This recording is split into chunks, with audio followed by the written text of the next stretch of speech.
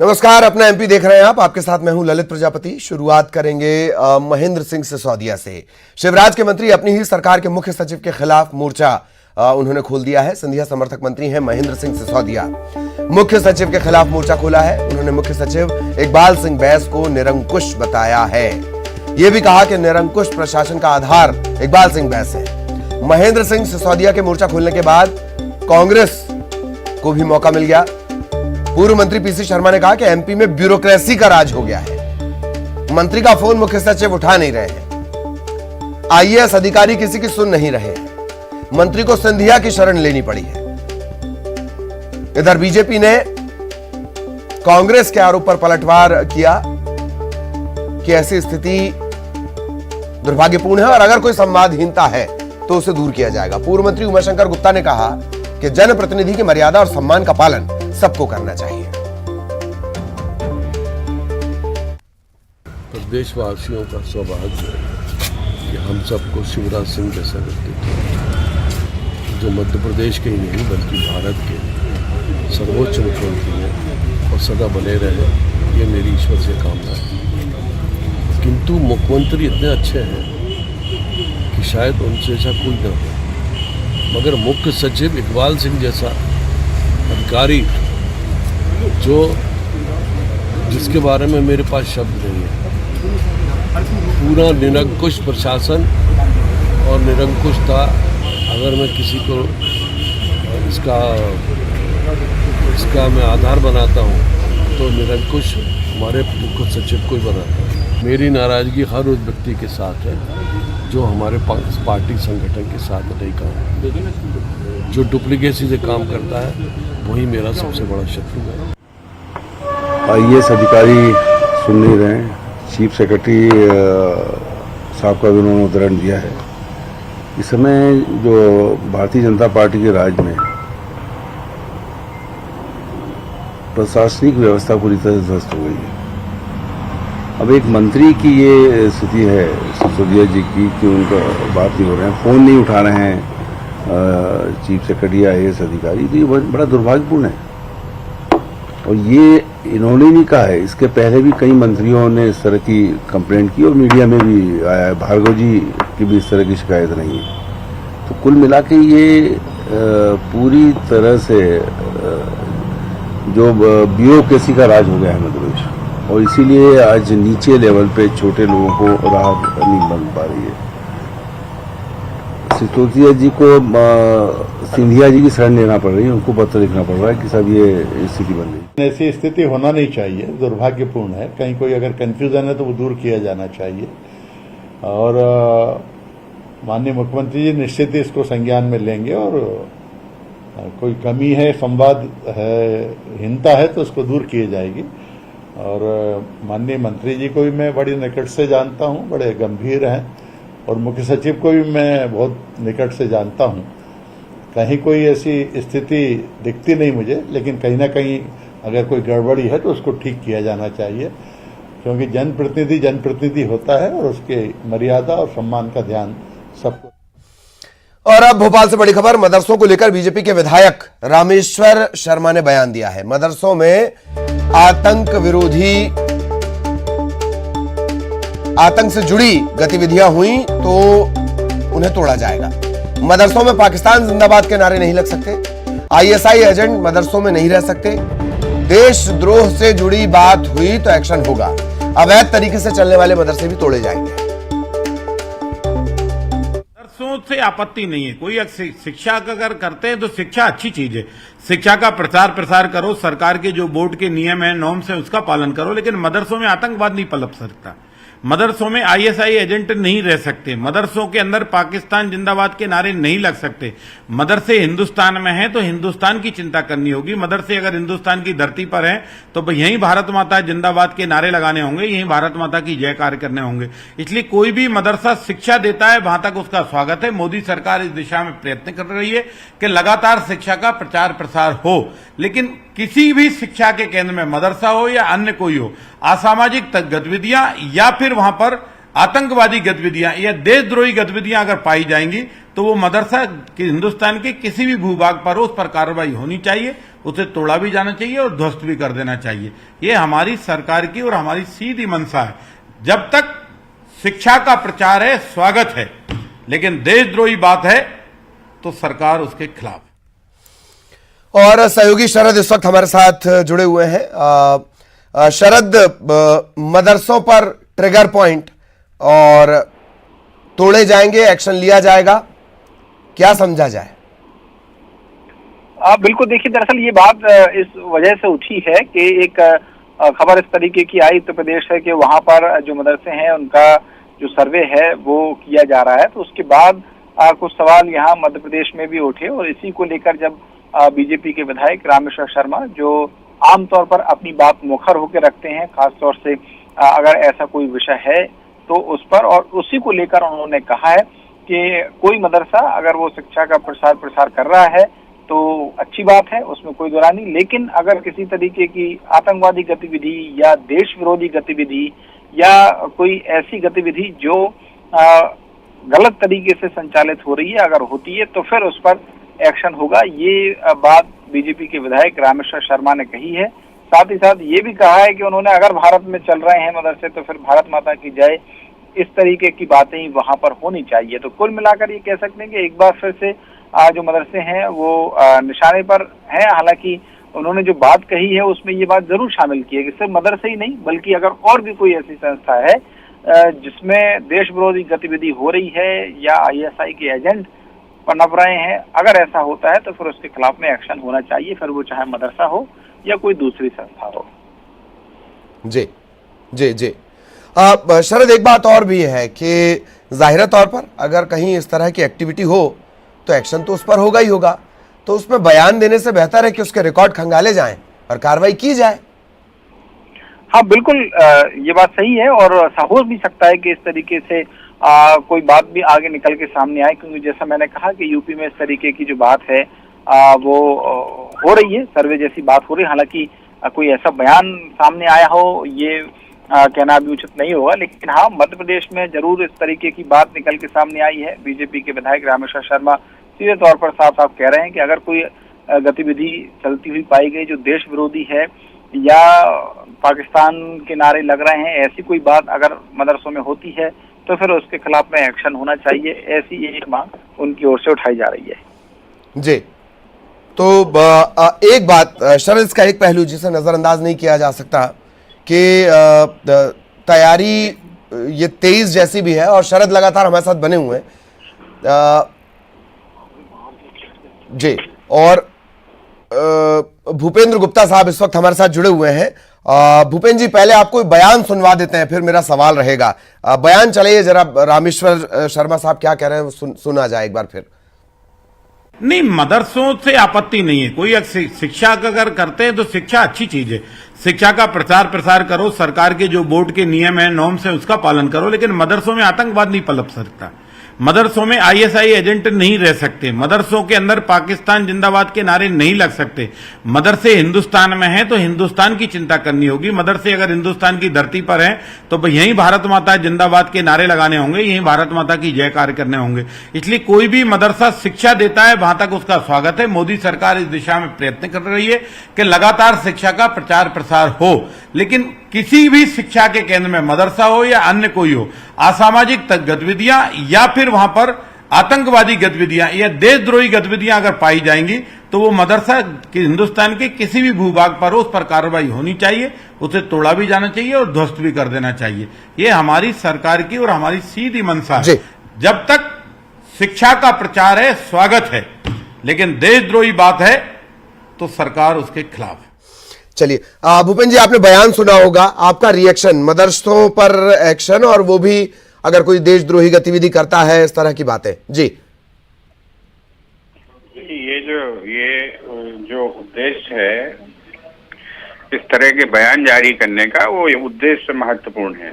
हाँ, मध्य प्रदेश में चूंकि अगले साल चुनाव होना है, सांप्रदायिक सद्भाव बिगाड़े बिना भारतीय जनता पार्टी चुनाव नहीं जीत सकती। ये सारी चीजें जो वो कह रहे हैं ये कानून में लिखी हुई हैं, ये संविधान में भी लिखी हुई हैं। तो इसके लिए बयान देने की जरूरत क्या है? आपकी पुलिस क्या आप यहाँ पर जो है कुर्सी पर सिर्फ लूटने के लिए बैठे हैं या कानून व्यवस्था स्थापित करने के लिए बैठे हैं? अगर सरकार के पास ऐसी सूचनाएं हैं कि किसी मदरसे में आतंकवादी हैं, तो आप क्या जो है देखते रहेंगे सिर्फ इसलिए कि जो है उसके खिलाफ आप जो है आप भड़का के लोगों से वोट हासिल करना चाहते हैं, या आपका काम है कि उन्हें जाके पकड़ो?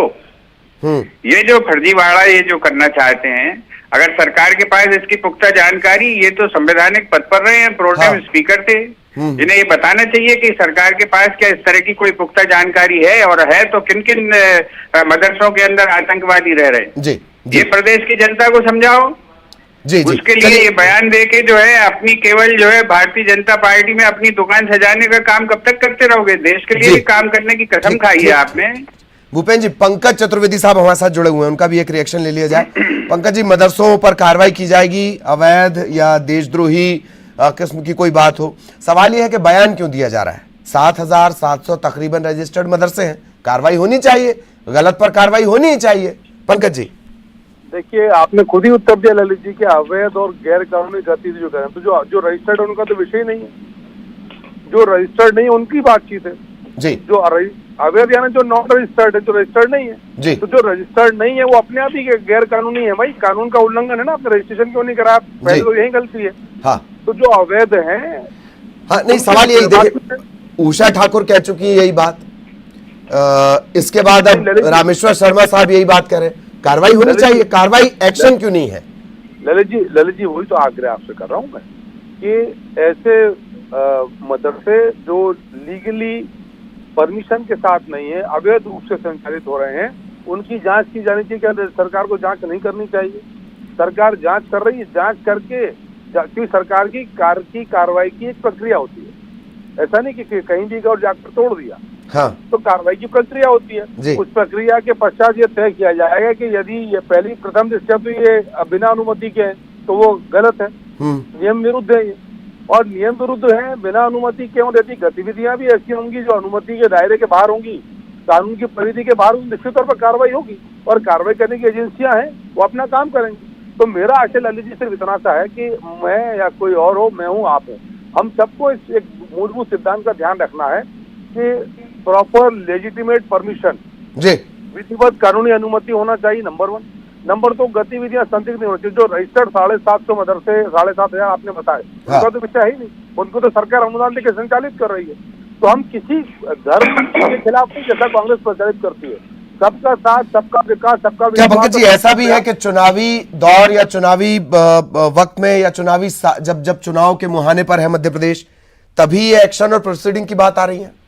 नहीं, चुनाव से इसको कोई विषय नहीं, ये तो सरकार की कार्रवाई। चुनाव में तो अभी समय मध्य प्रदेश में 1.25 साल है मध्य प्रदेश के चुनाव में। नहीं, आप लोग बोलते हैं ना कि हम तैयारी कर रहे हैं, इस वजह से सवाल था। देखिए ललित जी, भारतीय जनता पार्टी कभी भी चुनाव केंद्रित राजनीति नहीं करती कि 23 का चुनाव, अभी 24 का, फिर 28 का, 29 का। हम तो सतत रूप से काम करते हैं। ठीक, चुनाव तो एक पड़ाव है हमारे लिए, चुनाव पड़ाव सेवा है जी। ठीक, पंकज जी, आपको जुड़ने में भी देरी हो गई थी, बहुत बहुत धन्यवाद आपका। भूपेन जी, आपका भी बहुत बहुत शुक्रिया। शरद लगातार हमारे साथ बने रहे, ये खबर भी शरद इसकी विस्तार से जानकारी दे रहे थे। शरद, आपका भी बहुत बहुत धन्यवाद। बाढ़ पीड़ितों की बात करेंगे। बाढ़ पीड़ितों को लेकर मदद पर सियासत जारी है। कांग्रेस इसे विधानसभा के मानसून सत्र में उठाएगी। पूर्व मंत्री पीसी शर्मा ने कहा कि बाढ़ पीड़ितों को मुआवजा नहीं मिला है।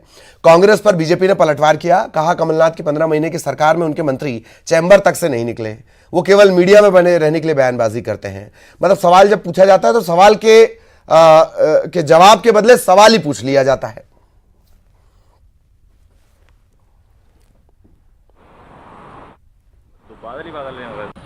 मानसून सत्र कितने दिन चलता है देखना पड़ेगा।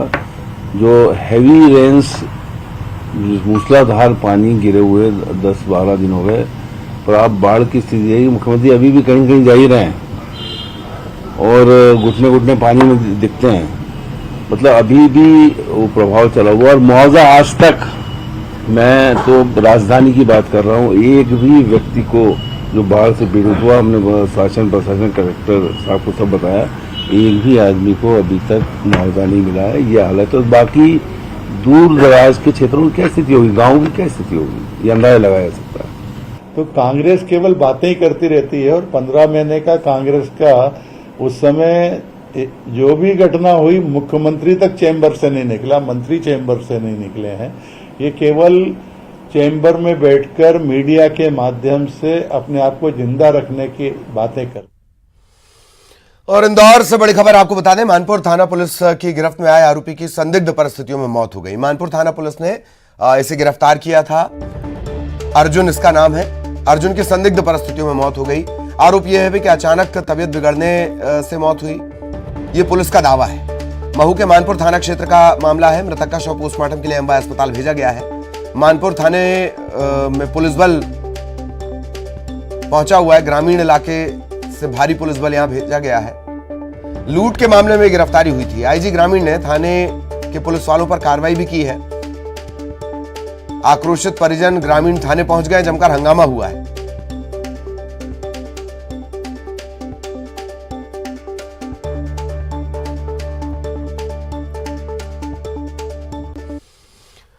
सागर के सीएम राइज स्कूल नरियावली में महिला शिक्षक ने स्कूल के क्लर्क को थप्पड़ मार दिया। महिला शिक्षक के क्लर्क को थप्पड़ मारने का वीडियो सोशल मीडिया पर वायरल हो रहा है। बताया जा रहा है कि वेतन निकालने को लेकर दोनों के बीच विवाद हुआ। इसके बाद गुस्से में महिला शिक्षक ने क्लर्क को थप्पड़ मार दिया। इधर जिला शिक्षा अधिकारी ने इस पूरे मामले में जांच के आदेश दिए हैं। इससे पहले भी सागर के देवरी के एक स्कूल के 2 दिन पहले शिक्षक और शिक्षिका के बीच मारपीट हुई थी, याद करिए, और इसका भी वीडियो वायरल हुआ था। अब नरियावली सरकारी स्कूल का यह वीडियो सामने आया है। शिक्षिका ने स्कूल के लिपिक को, क्लर्क को थप्पड़ जड़ दिया। मुरैना से खबर है, ट्रक रोकने पर ट्रैफिक पुलिस वाले की पिटाई कर दी गई। ड्राइवर ने ट्रैफिक पुलिस कांस्टेबल के साथ मारपीट की है। सवारी भरकर ये मिनी ट्रक ले जा रहा था ड्राइवर। कांस्टेबल ने चेकिंग के दौरान इसे रोका। ट्रक को नहीं रोका गया तो पीछा इसने किया। इसके बाद गुस्साए ट्रक ड्राइवर ने साथियों के साथ सरेआम मारपीट इस ट्रैफिक कांस्टेबल के साथ की।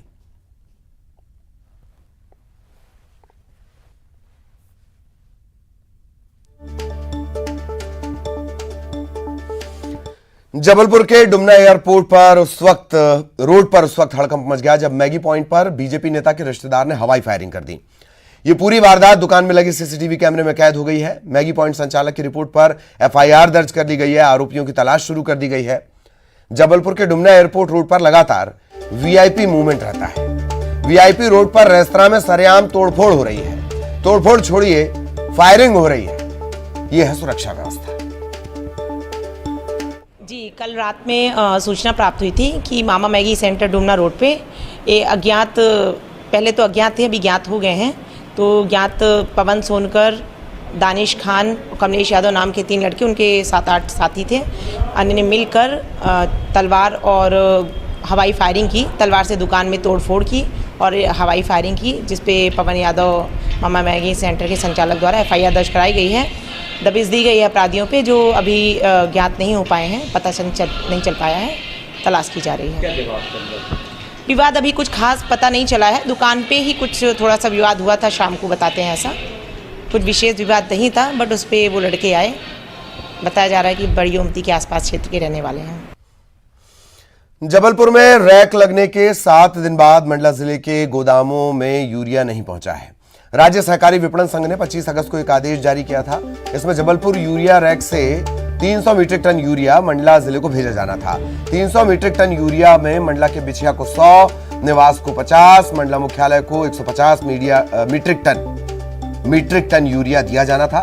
26 अगस्त को सिर्फ 27 मीट्रिक टन यूरिया मंडला के खैरी विपणन गोदाम तक पहुंचा।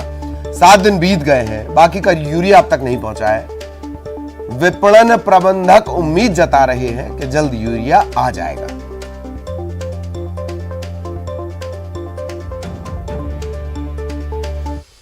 देवास के बहुचर्चित हनी ट्रैप मामले में मुख्य आरोपी को राजस्थान के भीलवाड़ा से गिरफ्तार करने के बाद पुलिस ने कोर्ट में पेश किया। कोर्ट ने मामले की गंभीरता को देखते हुए आरोपी महिला को 3 दिन के रिमांड पर भेजा है। इधर पीड़ित डॉक्टर पवन कुमार चिल्लौरिया ने बताया कि पुलिस की अब तक की कार्रवाई से वो संतुष्ट है। उन्होंने ये भी कहा कि जो दोषी हैं उसे सजा मिलनी चाहिए। जबलपुर के रांझी में मगरमच्छ के आने से हड़कंप मच गया। ये मगरमच्छ सड़क पर घूमता दिखाई दिया। मगरमच्छ को देखकर कुत्ते जोर जोर से भौंकने लगे। कुत्तों के भौंकने की आवाज सुनकर लोग घरों से बाहर निकले और देखा कि करीब 5 फीट लंबा मगरमच्छ घूम रहा है। वन विभाग को दी गई। वन विभाग की टीम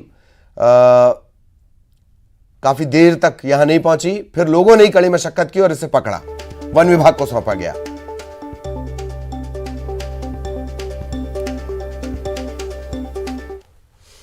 और अब 25